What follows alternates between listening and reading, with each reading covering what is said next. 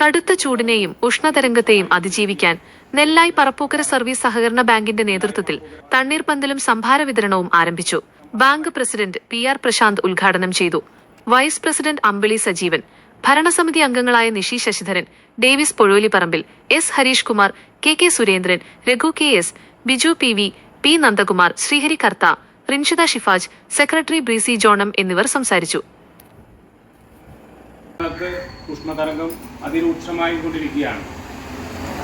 അപ്പോൾ അതിനെതിരായി ചെറിയ ദാഹജലം കൊടുത്തുകൊണ്ട് സഹകരണ വകുപ്പിൻ്റെ നിർദ്ദേശപ്രകാരം നെല്ലായി പറപ്പൂക്കര സർവീസ് സഹകരണ ബാങ്കിൻ്റെ മുന്നിൽ ഇന്നു മുതൽ സംഭാര വിതരണം ആരംഭിക്കുകയാണ്.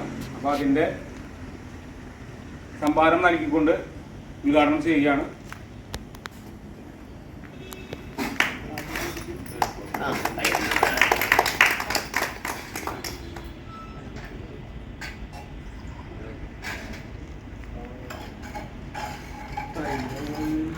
നല്ലതിന് കൊടുക്കണം നമ്മൾ.